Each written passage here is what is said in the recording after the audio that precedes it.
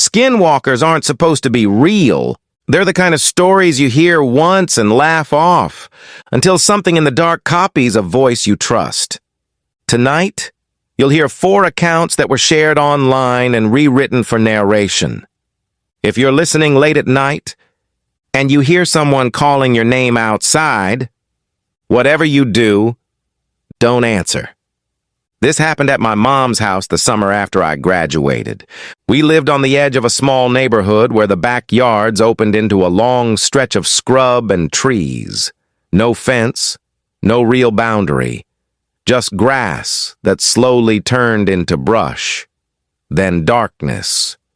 One evening, my mom asked me to help her burn cardboard and old moving boxes behind the shed.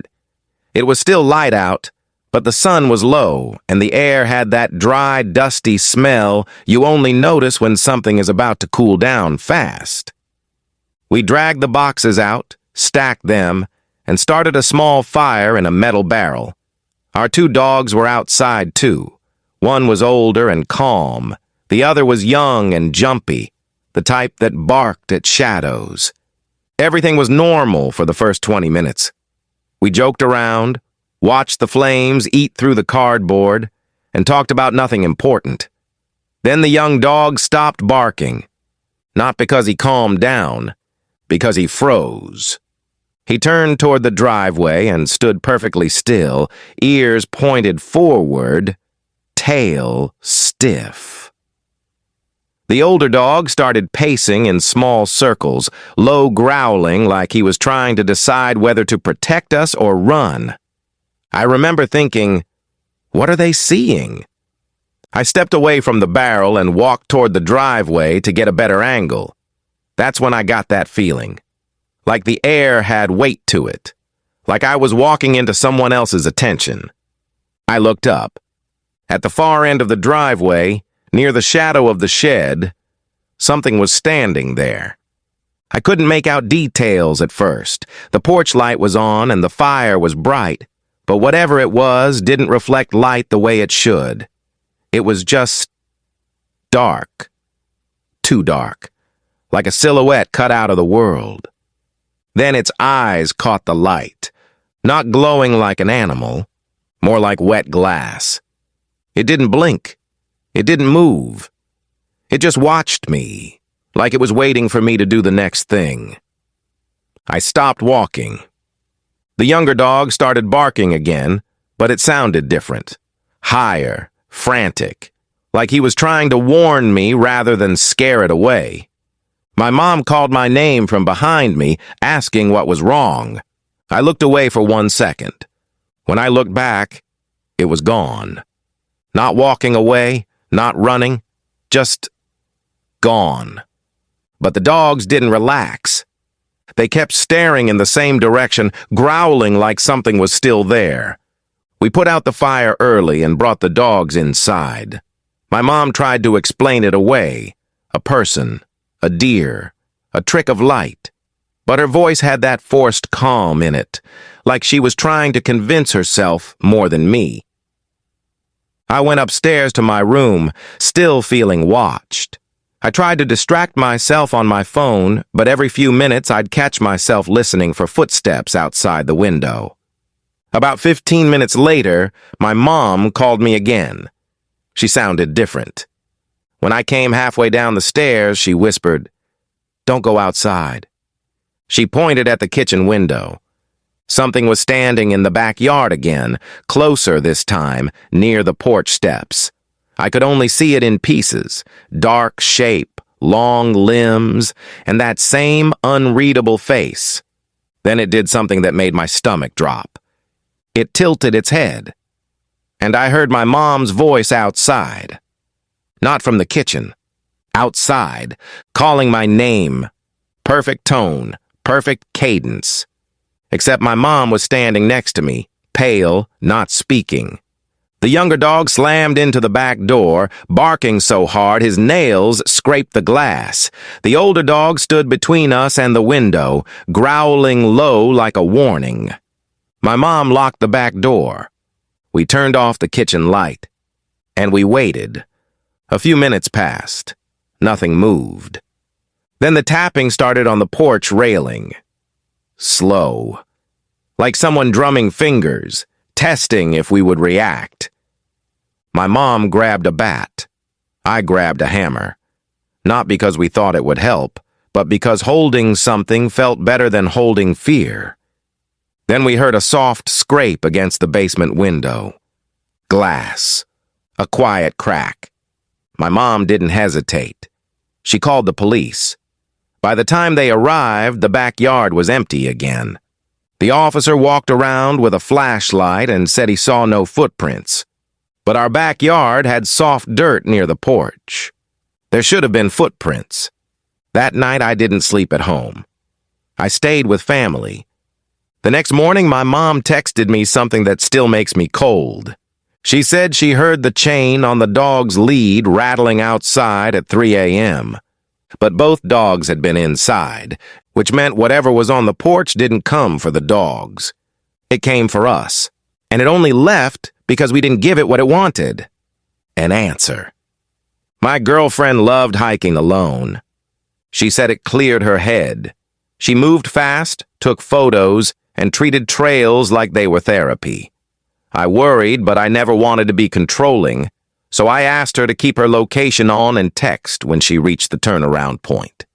One Saturday afternoon, she went to a trail with a small waterfall about an hour from town.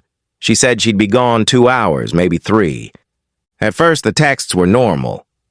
Just parked. Trail is busy today. I'll send pics when I get to the water. Then the gap started. 2 hours passed, then 3. I called. No answer. Finally, a text came in. Found the waterfall. It included a photo. And the photo was what made my stomach drop. It was a picture of her standing in front of the waterfall, smiling. Her arms were crossed, both hands visible. Her hair was messy under her cap, which meant she wasn't holding the phone. Someone else took that picture. I texted back, "Who took that?" No reply. A few minutes later, another message came in. "Thinking of you." She never used smileys. Not like that. It wasn't her style. I told myself it was nothing. Maybe a stranger offered to take a photo. Maybe she was just trying to be cute. Then my phone buzzed again. On my way back. Another photo loaded. A selfie this time, her arms stretched out, trail behind her. I felt relief for half a second. Then I noticed something near the edge of the frame. A shadow.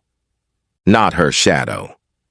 A second shadow, close behind her, angled like someone was standing just out of view. I zoomed in until the pixels blurred, and it still looked wrong. Too tall, too close. I called again. No answer. Hours passed. The sun went down. My food sat cold on the counter. Then a text came in that made my blood go cold. "We're going to be home late. Sorry. I love you. We." She didn't say we. She said, I. I drove to the trailhead. Her car was there, parked crooked under a lamp like she left in a hurry. Her keys weren't in it. Her jacket wasn't in it. The passenger seat was empty. I started walking the trail with my flashlight, calling her name. Nothing. Then my phone buzzed. A typing bubble appeared. Then a message. "Why are you out here?" I stopped walking. My heart hammered so hard it made me dizzy. I didn't reply immediately. I just stared at the screen. Another message popped up. "I can hear you." Then, right behind me, from somewhere deeper in the trees, I heard my girlfriend's voice, soft, familiar. "Babe?" It wasn't a scream. It wasn't even loud. It was the exact tone she used when she wanted me to come closer. I froze so hard my legs felt locked. I shined my light into the trees. Nothing. My phone buzzed again. "Come to the waterfall." I backed away down the trail without turning my back on the woods. Behind me, the voice repeated, a little closer this time. "Babe, I'm here." It sounded perfect. And that was the problem. Real people don't repeat a sentence the exact same way. Not with the same breathing, the same pause, the same shape of words.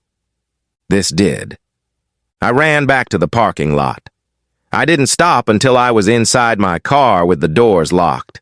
I called the police, showed them the messages, the photos, the weird wording. They searched that night. They found nothing. The next morning, a final message came in from her number. "I'll see you soon." Attached was one last photo. It was dark and grainy. My girlfriend was leaning against a tree, head down, eyes hidden under her cap. Her arms hung loose at her sides like she was exhausted. But the part that made me feel sick was the way her body looked. Wrong. Like someone had posed her. Like she wasn't standing by choice. I forwarded everything to police. The case dragged on. Weeks later, I was looking through old photos on my phone, pictures of us at home on the couch laughing. And that's when I noticed it. In the reflection of our living room window behind the curtains. A shape outside, crouched low, watching. It wasn't new. It had been there in more than one photo, which meant the trail wasn't the first time it followed her. It was just the first time it stopped hiding. I live in Arizona near an old canal path that cuts behind a line of apartment complexes. It's a weird place at night. The kind of area that looks normal in daylight but feels wrong after midnight. Too quiet, too open, too many dark corners where sound dies. One night during a heat wave, I stepped onto my balcony around 1 a.m. just to breathe. I didn't smoke often, but I had a rough week, and the air inside felt stale. As I stood there, I heard a voice from somewhere in the complex. "Amanda, open the door. Please." It sounded like a young woman, playful and teasing, like she was trying to convince a friend to let her in. I ignored it at first. Then the same sentence repeated again. Same tone, same pacing, exactly the same, like a recording. Curiosity got me, so I leaned over the balcony and looked across the courtyard. That's when I saw it. A dog, dirty, yellow-brown, standing on its hind legs, front paws pressed against an apartment door. It was tapping at the wood like it knew what a doorbell was. Then the voice came again. "Amanda, open the door, please." And I realized the voice wasn't coming from a person standing there. It was coming from the dog. Or from whatever was wearing the shape of a dog. It stopped tapping and stood fully upright, too upright, like its spine didn't mind being vertical. Then it turned its head toward my balcony. We were at least 50 yards apart. But when it looked at me, I felt it like pressure behind my eyes. It held eye contact for too long. Then it dropped to all fours and walked down the stairs slowly, not like a dog running, but like something copying the idea of walking.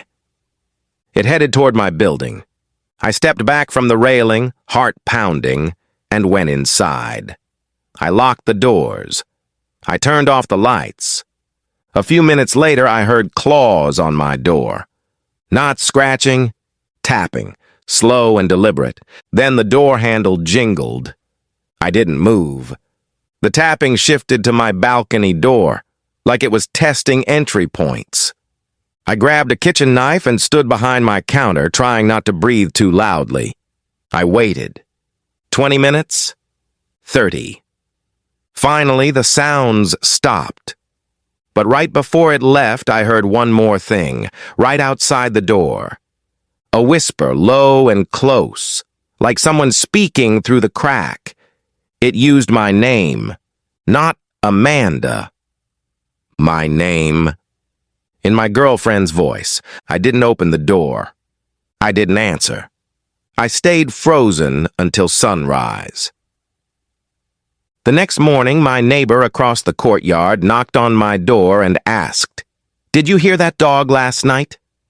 I asked him what he meant. He said, "It kept saying my sister's name."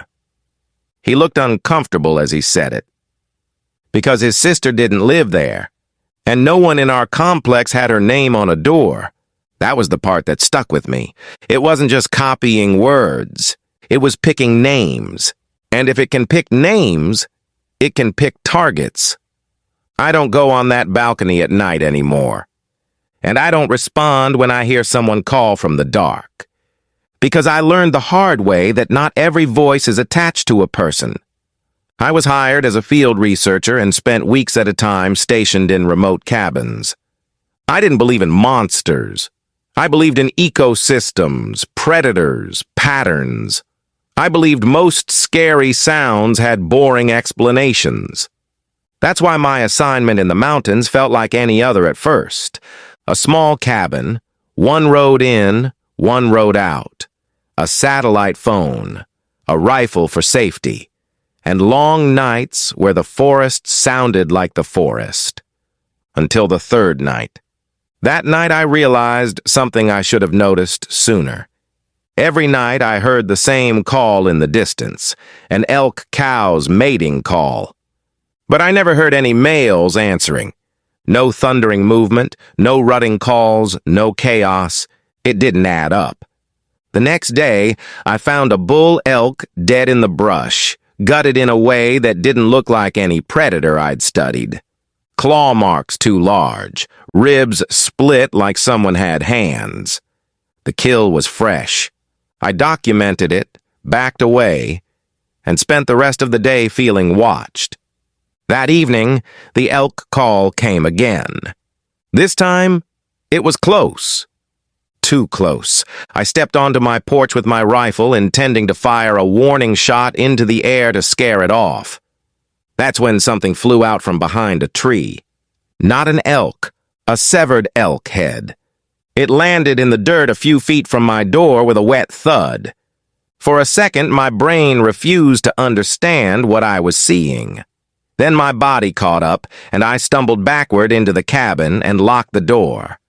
I called the sheriff's office with shaking hands. I tried to keep my voice steady and said, "someone," instead of "something," because I needed them to take me seriously. While I was still on the phone, I heard tapping on the window by the front door.